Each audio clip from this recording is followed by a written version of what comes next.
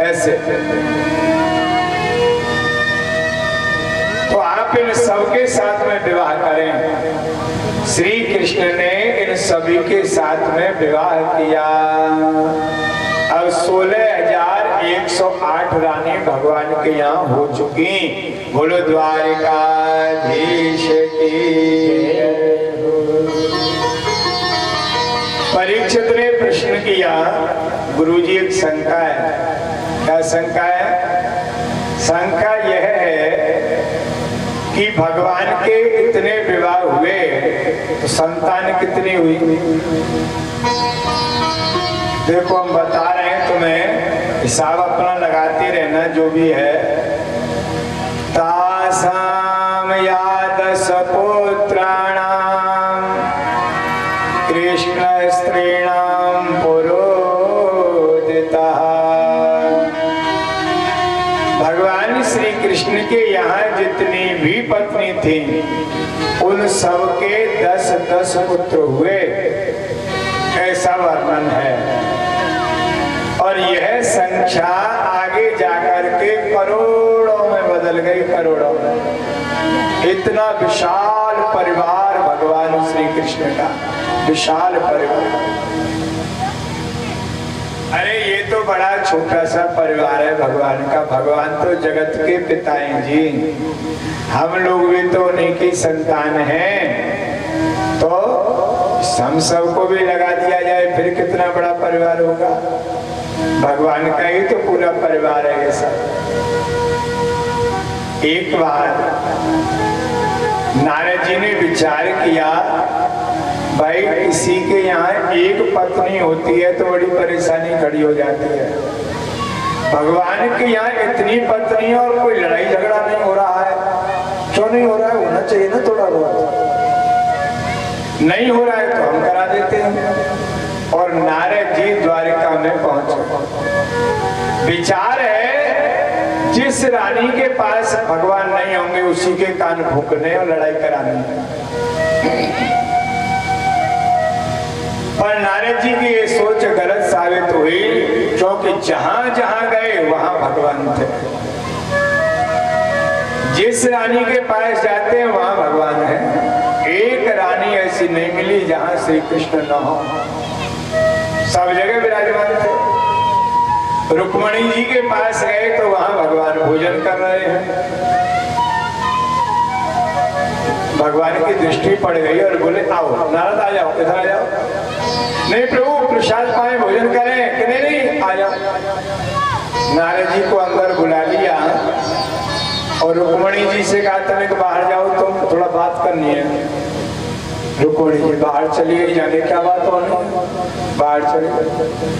भगवान ने दरवाजा अंदर से बंद किया, नारद के दोनों कान पकड़ के खींच दिए। उन्होंने कहा नारद तुम्हें पता है हम कौन है? प्रभु प्रभु पता है, कौन है बताओ? प्रभु आप हमारे बाप के भी बाप हैं और फिर हमारी परीक्षा ले रहे हो। भगवान जी कान छोड़ो तो बताओ। सोच के तो मैं यही आया था। मैंने सोचा कि भगवान जहां नहीं होंगे बस वहीं लड़ाई करा दूंगा, झगड़ा करा दूंगा। पर कोई एक स्थान भी ऐसा नहीं था जहां प्रभु आप विराजमान न हो। आप हर जगह थे, हर स्थान पर आप थे। अनेक रूप रूपाय विष्णवे प्रभ विष्णवे। हर जगह भगवान विराजमान है। एक बार की बात, रुक्मणी जी को थोड़ा अभिमान हो गया। रुक्मणी जी ये समझने लगी कि भगवान सबसे ज्यादा प्रेम हमसे ही करते हैं और किसी से नहीं। और आप जानते हैं कि भगवान अभिमान तो किसी का भी नहीं रहने देते। एकदा सुखमासेन, एक बार बड़े आराम से सभी विराजमान थे श्री कृष्ण रुक्मणी जी। तो भगवान ने कहा देवी एक बात बोले, कहो।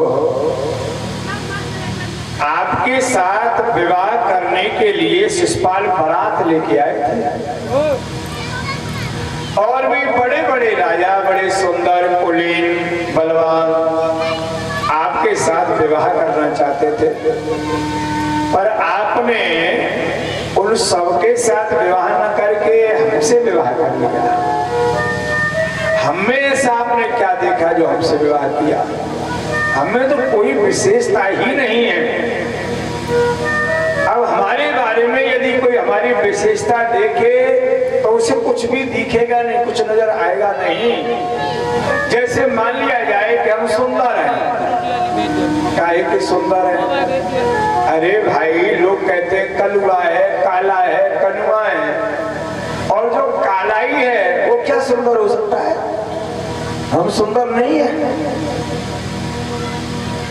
अब योग्यता की बात पे हमें तो लोग कहते हैं ग्वारिया है, गंवार है। तो जिसे ग्वारिया गंवार कहा जाता हो वो क्या पढ़ा लिखा हो सकता है?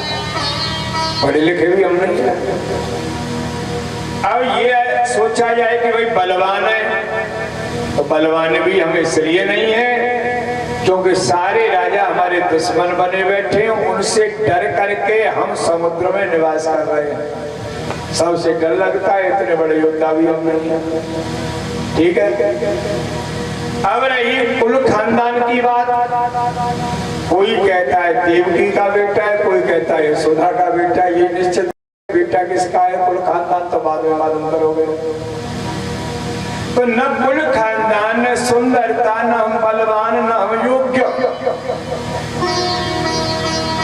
फिर आपने सामने क्या देखा जो हमारे साथ विवाह कर लिया? रुक्मणी जी ये सुनकर के मूर्छित हो गए। भगवान ने प्यार की, सावधान किया, उठाया। क्या हुआ? आप क्या कह रहे थे? भगवान ने कहा हम तो हंसी कर रहे थे, हम तो वैसे कह रहे थे। अरे घर का यही तो लाभ है।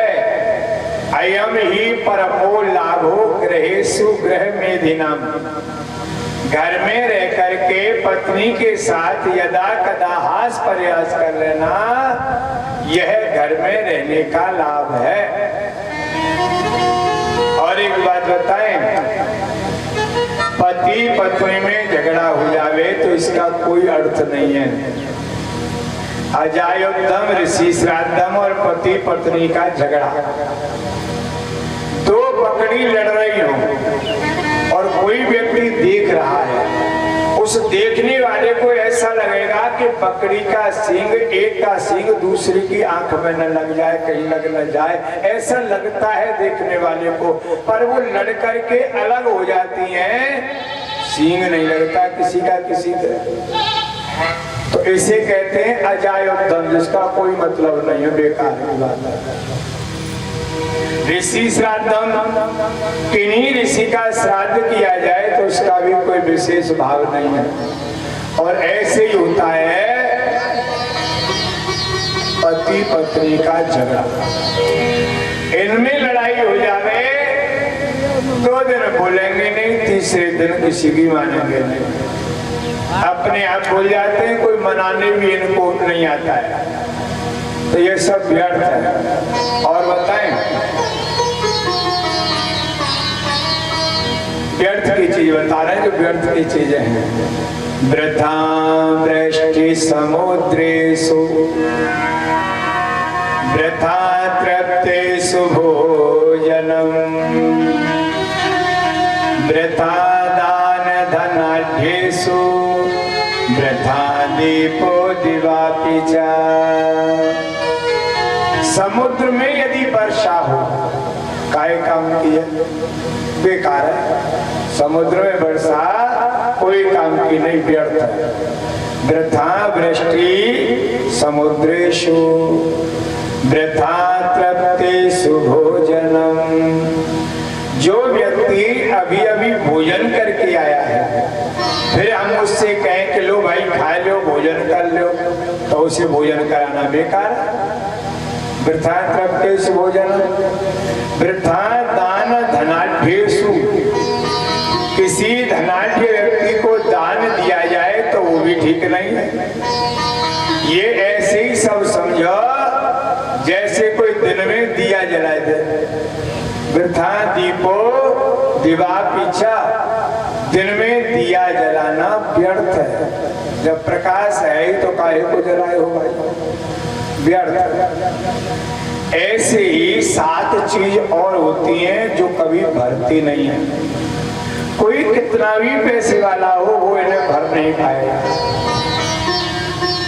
जैसे ब्राह्मण अग्नि यमो राजा पयोधि उदरम ग्रहम।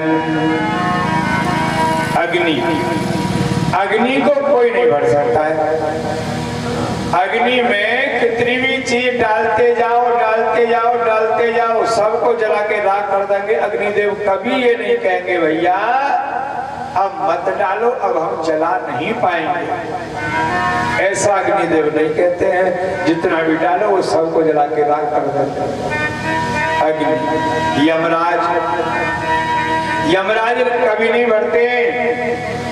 नित्य प्रति कितने लोग मर रहे हैं, मरते आ रहे हैं, कब के मरते आ रहे हैं, कब से मरते आ रहे हैं, और अब तो बहुत ही ज्यादा मर रहे हैं।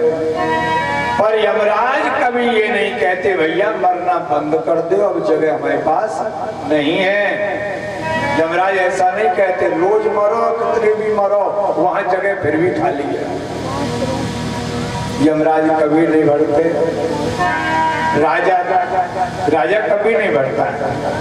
राजा प्रजा के ऊपर कर लगाता जाता है, पर राजा कभी भरता नहीं है, और न भरना चाहिए राजा को, क्योंकि संतुष्टा च मही पतः।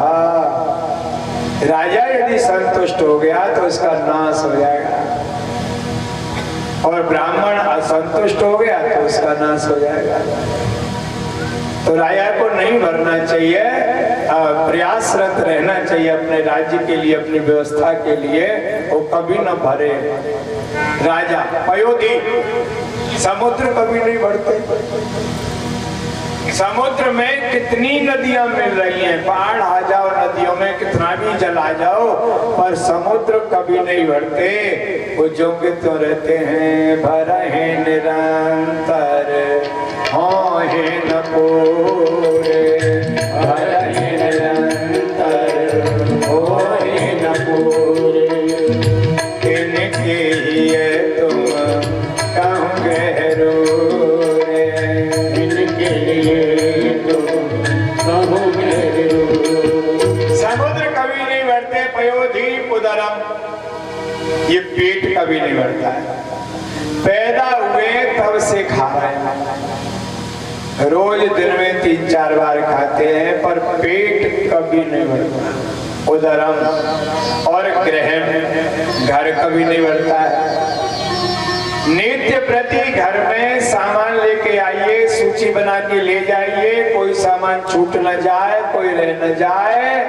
और जब आप घर में आ जाएंगे सारा सामान लेके, तो ये बात जरूर आएगी कि अरे ये तो रह गया, वो तो रही, ये तो आएगी, ये तो भूल ही गए। ऐसा जरूर होता है, चाहे आप कितना भी सामान ले आए, तो घर कभी नहीं भरता है। सप्तैते नहीं पूर्यन्ते, ये 7 चीजें कभी नहीं बढ़ती हैं। और होता है 4 चीजों में दरिद्र होता है सज्जन। अब दरिद्र होता है तो ये भी नहीं है कि अपने घर में मत रखो, घर में रखना चाहिए, जरूर रखना चाहिए, पर एक कायदे के साथ। कौन कौन सी चीजें हैं? ब्राह्मण में कोई भी धार्मिक पुस्तक, गीता, भागवत, रामायण आदि, भजन करने की माला और शंख में।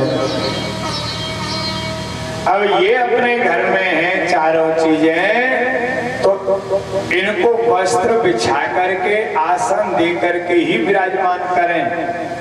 ऐसा ना हो कि भजन करने की माला कहीं जमीन में पड़ी है, गीता, भागवत, रामायण आज बिना बिछाए घर में रखी हुई है, शंख है ऐसे ही पड़ा है।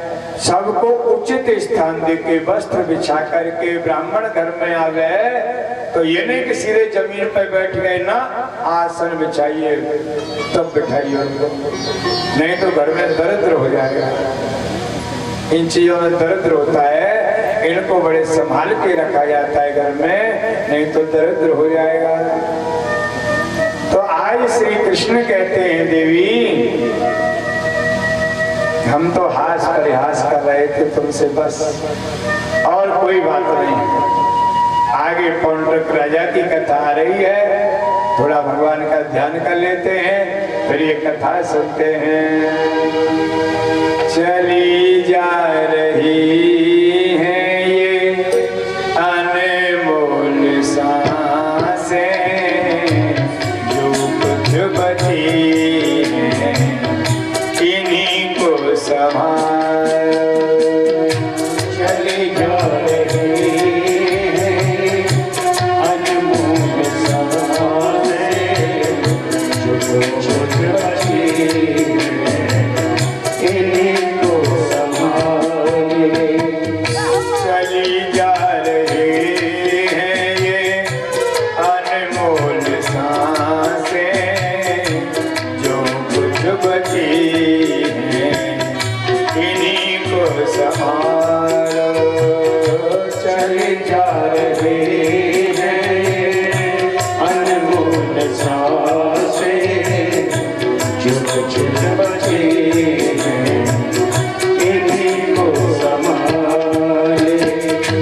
लिया जन्म तूने बड़े कष्ट सह कर, लिया जन्म तूने बड़े कष्ट सह कर, लिया जन्म तूने बड़े कष्ट सह कर, लिया जन्म तूने बड़े कष्ट सह कर, पुकारा प्रभु को उनके लखत कर, पुकारा प्रभु को उनके लखत कर।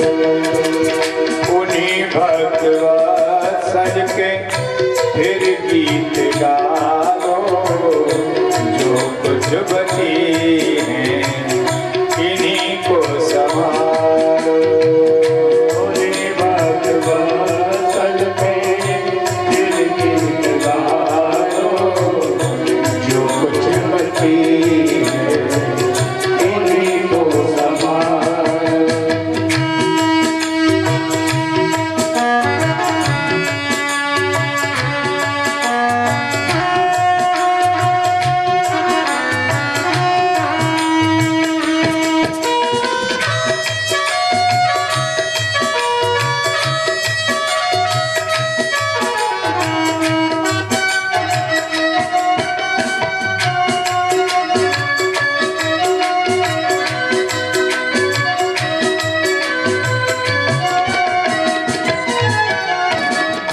बिताया है बचपन रुदन और हंसी में, बिताया है बचपन रुदन और हंसी में, पिया दूध माँ का तिलक कर खुशी में, पिया दूध माँ का तिलक कर खुशी में।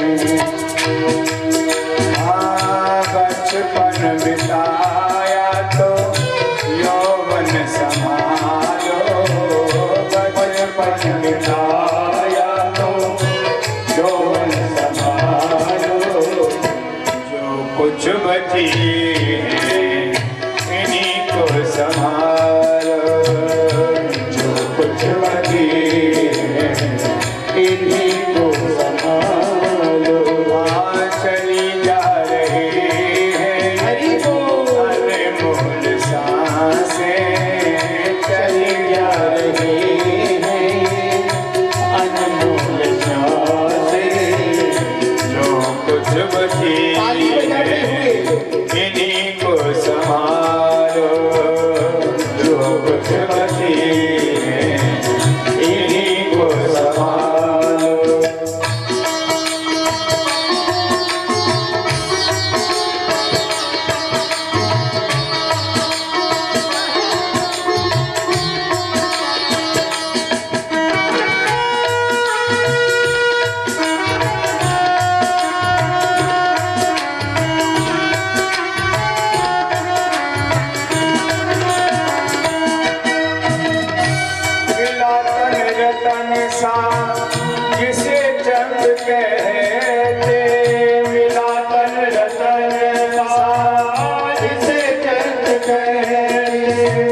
हमारा हमारा कह करी मरते, हमारा हमारा कह करी मरते। मिला पंचतत्वों से उसी में मिला लो, मिला पंचतत्वों से उसी में मिला दो। जो कुछ बची है इन्हीं को संभालो, जो कुछ बची है इन्हीं को संभालो। चली जा रही है ये अनमोल सांसें, चली जा रही है ये अनमोल सांसें। जो कुछ बची है इन्हीं को संभालो, जो कुछ बची है इन्हीं को संभालो, जो कुछ बची है इन्हीं को संभालो। बोलो द्वारिकाधीश भगवान की। एक पौंड्रक नाम का राजा था सज्जन, ये अपने आप में वासुदेव कृष्ण बनता था। भगवान के जैसा मुकुट, माला, पीतांबर, शंख, चक्र, गदा, पद्म, दो हाथ तो भगवान ने उसे दिए ही थे, दो अपनी तरफ से लगवा लिए काट के।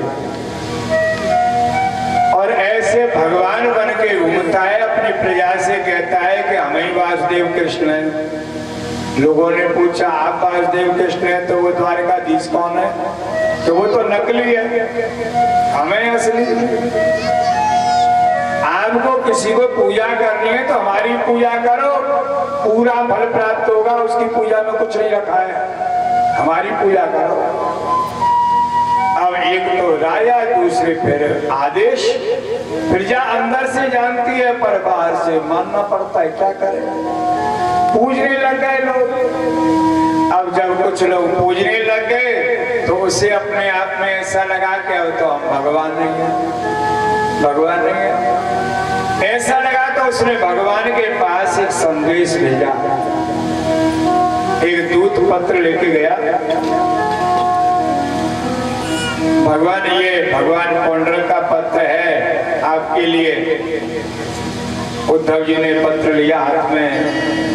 उद्धव ने जल्दी में दृष्टि डाली तो हंसने लगे। भगवान ने कहा क्या हुआ उद्धव जी? प्रभु, हमें लगता है ये भगवान वाली कुर्सी आपकी अब जाने वाली है। क्यों, क्या हुआ भाई? इसमें पत्र में लिखा है न तो कोई रामा श्यामा, न कोई सविनय निवेदन, ऐसा कुछ भी नहीं है। इसमें लिखा है ओ पाखंडी द्वारकाधीश कृष्ण, तू जो भगवान बना बैठा है ना, तू नहीं है भगवान तो मैं हूँ। वासुदेव कृष्ण मैं हूँ जो कण कण में व्याप्त है, तू नहीं है। या तो मेरी बात स्वीकार कर ले, नहीं तो मेरे से युद्ध कर। युद्ध में मैं तेरी जीवन लीला समाप्त करके सबको दिखा दूंगा कि असली कौन है, नकली कौन है। ताऊ काला गदा लेके खड़े हो गए, कन्हैया कहूँ तो बना दूं से जाके भगवान।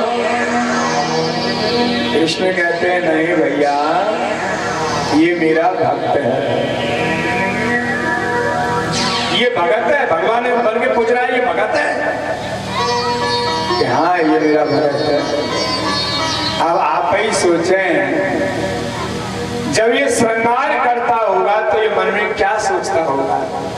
ये सोचता होगा कृष्ण के कैसे मुकुट है, कैसा पीतांबर है, कैसी माला है, कैसे चलते हैं, कैसे देखते हैं, कैसे बोलते हैं, हैं? मेरा ही चिंतन तो करता है, मेरा ही ध्यान तो करता है। तो ये तो मेरा भगत है।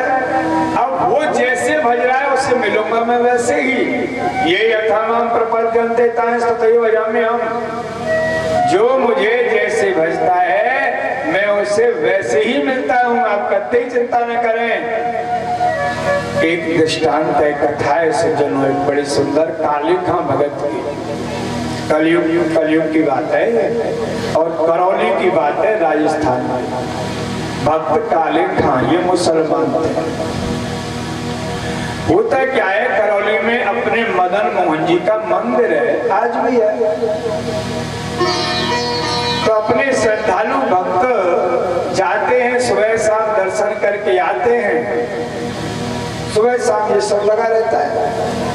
काले खान सुबह शाम मंदिर के आगे होके निकलते थे कि भगवान की कृपा ही है। एक बार काले खान के मन में विचार आया, किसी श्रद्धालु से पूछा, क्यों भाई इसके अंदर क्या है? श्रद्धालु ने अपना उत्तर दिया कि इसके अंदर हमारे भगवान भगवान माने खुदा। कि हाँ, ऐसा ही समझा। तो हमारे में तो ये खुदा जले जले में रहता है, ईश्वर कण कण में व्याप्त है। श्रद्धालु ने कहा, ऐसा अपने यहाँ भी है। सिया राम में सब जग जाने, या ये कहें यद किंचित जगत्याम जगत, किंचित स्थान भी ऐसा नहीं है जहाँ भगवान न हो। ईशावास्यम जगत सर्वम, ईश्वर का सब जगह निवास है। तो ये आप मानते हैं, तो फिर ये मंदिर में भगवान क्यों है? ये हमारा पूजा स्थल है, हम लोग यहाँ के पूजा करते हैं, भगवान के दर्शन करते हैं, पूजा स्थल है। काले खाने का मैंने इसमें खुदा बैठा है, कहाँ भगवान विराजमान है, दिखता है, आंखों से दिखता है कि हाँ भाई मैं देख सकता हूँ। नहीं, तुम्हारे लिए प्रवेश वर्जित है, आप नहीं जा सकते। अब काले खा के अंदर एक भाव आया कि खुदा है, बैठा है, दिखता है, तो कैसा लगता होगा, देखना चाहिए। तो इसने युक्ति की, पीले कपड़े पहन लिए, माथे पे चंदन ऐसा लगा लिया कि ये लोग कहीं भी आ जा सकते हैं बिना टिकट के, इनको कोई रोकता नहीं है। ऐसा ही कुछ बन के हम भी चले। तो साधु वेश बना करके काले खान मदन मोहन जी के मंदिर में प्रवेश कर जाते हैं। सब लोग दूर से दर्शन कर रहे हैं, ये भगवान को देखते देखते उनके पास में पहुंच गए। दर्शन दो प्रकार के होते हैं सज्जनों, एक साधारण दर्शन है, एक श्रेष्ठ दर्शन है। हम मंदिर में जाके जो भगवान का दर्शन करते हैं साधारण दर्शन है, और कहीं भगवान हमारे दर्शन कर रहे हैं, ये श्रेष्ठ दर्शन है। अर्थात भगवान की कृपा दृष्टि हमारे ऊपर पड़ जाए तो ये श्रेष्ठ दर्शन है। काले खान चलते गए और भगवान की कृपा दृष्टि काले खान के ऊपर हो। काले खान देख रहे हैं और कहते, वाह क्या खुदाए नूर टपक रहा है, कितनी कशिश है इसके चेहरे में। देखते रह गए काले खान। उन्होंने कहा, मदन मोहन आज तेरे दर पर यह ऐद करता हूं, जब तक तेरा दीदार नहीं कर लूंगा तब तक खाना नहीं खाऊंगा। और ऐसा करके चले आए। डेली साधु वेश में मंदिर में जाना, दर्शन करना और चले आना। और चोर एक दिन में पकड़ा जाएगा, 2 दिन में पकड़ा जाएगा, पकड़ में तो आएगा। एक बार क्या हुआ, सब लोग थे, काले खान सबसे आगे खड़े थे भगवान के पास। पुजारी जी चरणामृत लाए कि लीजिए संत महाराज चरणामृत। कैसे लें, क्या करें, ये जानकारी काले खान को है ही नहीं। हाँ लाइए, हाँ दोनों हाथ करें ऐसे जी, दोनों हाथ कर दे। ले तो लिया, अब ये नहीं पता है पैरों पे डालना है कि माथे पे चढ़ाना है, पीना है, क्या करना है। महाराज पी लीजिए। हाँ पीता हूँ। अब पुजारी या और लोगों में ये चर्चा का विषय बन गया, साधु वेश है, इसको चरणामृत की विधि नहीं पता क्या होता है। ऐसा लगता है दाल में कुछ काला है। पूछ लो इनका पटल, पूछ लो पटल में क्या होता है, कौन सा अखाड़ा है, कौन सा द्वार है, क्या नाम है, क्या गोत्र है। साधुओं में जो पूछे जाते हैं, पूछा गया।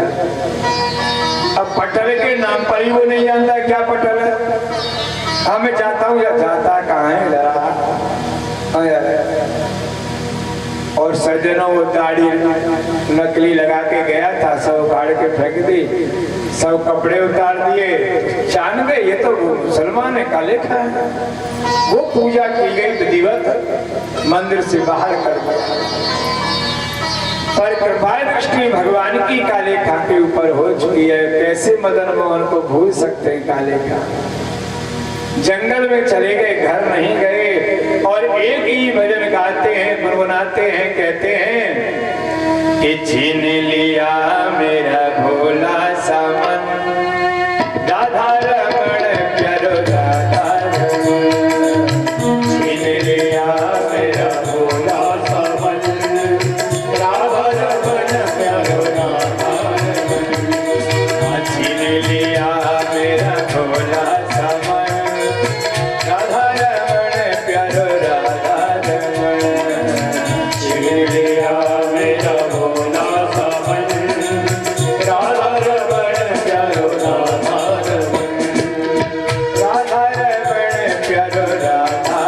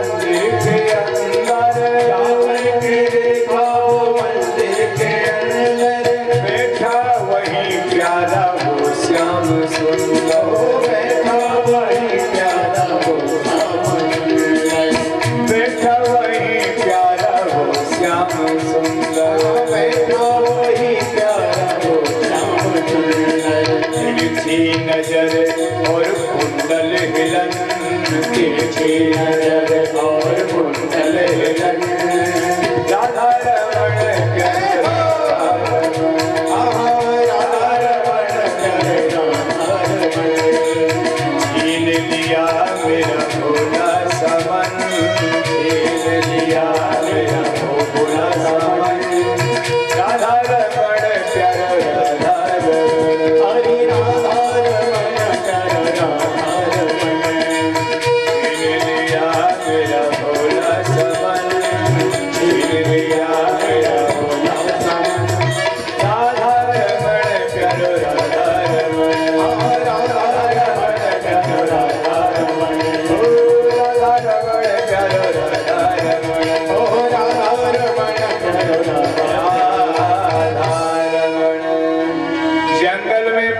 रहते हैं काले खां, बस यही राधा रमण प्यारो राधा रमण रोते रहते हैं। पत्नी गई, उसे कई प्रकार से समझाया पर ये समझे नहीं। इन्होंने कहा अब मैं देखूंगा तो सिर्फ मदन मोहन को देखूंगा, कोई देखना नहीं, मुझे कोई नहीं देखना। समझा समझा करके लोग हार गए पर ये समझे नहीं। 4 दिन हो गए भूखे भूखे जंगल में पड़े। चौथे दिन की रात में मदन मोहन मंदिर के मालिक स्वामी जी गोसाई जी से स्वप्न में कहते हैं, गोसाई जी मेरा एक भक्त है, 4 दिन से भूखा है, मेरे नाम का जप करता है, मेरे लिए रोता रहता है।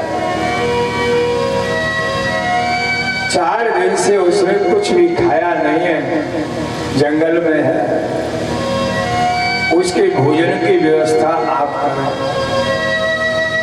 उसका नाम काले खां है, काले खां। ऐसा कह के भगवान अंतर्धान हो गए।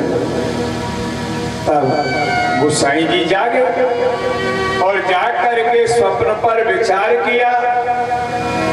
विचार करते हुए सोचते हैं कि भगत है, 4 दिन से भूखा है, रोता रहता है, नाम का जप करता रहता है और नाम भी बताया था, नाम बताया था काले काले खां, काले खां। खां खां माने मुसलमान, मुसलमान और भक्त नहीं, कभी नहीं हो सकता, नहीं हो सकता, मेरा भ्रम मात्र है। और गोसाई जी ने इस बात पर ध्यान नहीं दिया। 4 दिन निकल गए, 5वां दिन आया। 5वें दिन की रात में भगवान ने विचार किया, गोसाई जी ने ध्यान नहीं दिया पर मुझे तो ध्यान देना पड़ेगा, मेरा भक्त है। अपने मंदिरों में क्या होता है, भोग आरती जो होता है वो तो होता ही है, पर रात्रि को शयन के समय जब ठाकुर जी को सुलाते हैं तो भोग और जल रख देते हैं उनके पास। वो इसलिए भावना उसमें होती है कि रात में भगवान को भूख लगे तो अपना खाए ले ले। कहीं ऐसा ना हो रात में भूख लगे टूले परेशान हो, क्योंकि ऐसी कथा आ चुकी है, बिहारी जी की सत्य कथा है। बिहारी जी में भी यही होता है, ठाकुर जी को शयन कराएंगे तो भोग जल रख देते हैं। एक बार क्या हुआ, बहुत दिन की बात है, दुकान से जो भोग आता था बिहारी जी का वो नहीं आ पाया, नहीं आ पाया। पुजारियों को दिखा नहीं और संयोग बस भूल गए, नहीं तो मंगवा भी सकते थे। और ठाकुर जी को शयन करा दिया, चले गए। शयन हो गए, थोड़ी देर बाद ही भगवान को भूख लग गई, क्योंकि भोग तो लग गया बड़ा जल्दी, शाम को 6-7 बजे, रात के 9:30-10 बज गए। भूख लगी, अब ठाकुर जी जग करके मंदिर में देख रहे हैं कुछ मिल जाए खाने पीने को तो बढ़िया, कोई सुविधा नहीं है मंदिर में। अब भगवान जी मंदिर से निकल के बाजार में पहुंच गए। जिस दुकान से पेड़ा आते थे भूख के लिए वहीं पहुंचे और कहा हमें भी भूख लगी है, हमें पेड़ा दो। दुकान वाले ने कहा अब कहाँ पेड़े खत्म हो गए, जाओ तुम। अरे हमें भूख लगी है, हमें पेड़ा चाहिए। ठाकुर जी जानते थे कि जब दुकान से हमारे पेड़े गए ही नहीं है तो यही होंगे, लाओ। अरे नहीं है भाई, कि देखो तो सही कहीं रखे। हाँ, तो भोग वाला वो जो दोनों है, अरे आज बिहारी जी का भोग नहीं गया, शायद कुछ लगा दिया होगा इसलिए ऐसा हुआ। चलो तुम्हारे भाग्य से ये भगवान का भोग आज नहीं गया है, ये लो पेड़ा खाओ। भगवान ने पेड़ा लिए, चलने लगे। दुकान वाला बोला पैसे पैसे पैसे पैसे कौन देगा? बिहारी जी ने कहा पैसे तो मेरे पास नहीं है, पैसे नहीं है तो पेड़ा हमारे पास नहीं है, पेड़ा लौटाओ। अरे हमें भूख लगी है, भूख तुमको लगी है, हमें थोड़ी लगी है, हमें पैसे चाहिए। ठाकुर जी ने पैसा नहीं है, ये कंगन ले लो, तो जो हो सो दो। बिहारी जी ने अपना कंगन एक हाथ का उतार के दे दिया। कंगन सोने का था, बड़ा कीमती था। 4 पेड़ा के बदले में कंगन उतार के दे दिया। उन्हें तो पेड़ा की जरूरत थी, कंगन की जरूरत उनको थोड़ी है। जिसे जरूरत होगी वो फिर पहनाएगा। और बड़े प्रेम से पेड़ा खाए। और सुबह जब होता है तो पुजारियों ने ठाकुर जी को स्नान कराने के लिए सब श्रृंगार उतारा जाता है। उतारा गया तो एक कंगन नहीं है भगवान के पास। तो पुजारियों में चर्चा का विषय बन गया कि भाई कंगन कहाँ है भगवान का? कंगन चोरी हो गया, कंगन चोरी हो गया। कंगन कहाँ गया? चर्चा उस दुकान वाले तक पहुंची कि बिहारी जी का कंगन चोरी हो चुका है। दुकान वाले ने कहा, पहले ईमानदार लोग थे, बेईमान नहीं थे। दुकान वाले ने जब कंगन लिया भी था तब उसने सोचे लिया था जिसका होगा हम दे देंगे, पर बच्चा है कोई बात नहीं। दुकान वाला वो कंगन लेकर के आया, कहने लगा ये तो नहीं है बिहारी जी का कंगन, यही तो है, तुम्हारे पास कैसे पहुंच गया? भैया पहुंच ही गया, ये समझो हम ले नहीं गए हैं, ये कंगन खुद पहुंचा है। कैसे कि रात्रि में हम अपने दुकान को बढ़ा रहे थे, उसी समय एक बालक गया, कहने लगा हमें भूख लगी है, भूख लगी है। तो हमने पेड़ा दिए, पैसे मांगे तो उसने कंगन उतार के हमें दे दिया। हमने रख लिया, हमने कहा जो कोई पूछेगा तो बताएंगे। पुजारियों को ध्यान हुआ, हो रात को भोग रखना भूल गए भगवान का। भूख लगी और भगवान जी दुकान तक पहुंच गए। ऐसे कथा है, ये सत्य कथा है अपने बिहारी जी। तो आज भी मदन मोहन के मंदिर में भोग और जल रखा गया। भगवान ने विचार किया कि गोसाई जी ने मेरी बात पर कोई ध्यान नहीं दिया, भगत हमारा है, हमें तो जाना पड़ेगा।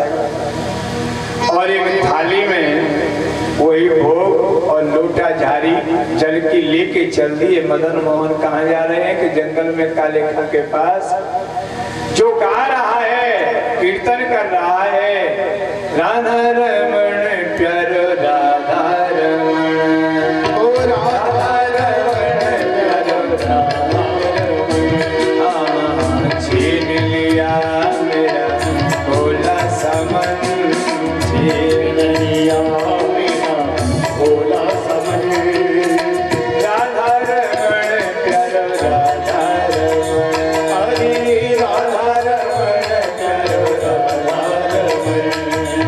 जा करके देखा वो मंदिर के अंदर, जा करके देखा वो मंदिर के अंदर, देखा वही प्यारा हो श्याम सुंदर, देखा वही प्यारा हो श्याम सुंदर, तिरछी नजर और कुंडल हिलन, तिरछी नजर और कुंडल हिलन, राधा रमण प्यारो राधा रमण, बोलो राधा रमण प्यारो राधा रमण, छीन लिया मेरा भोला समन, छीन लिया मेरा भोला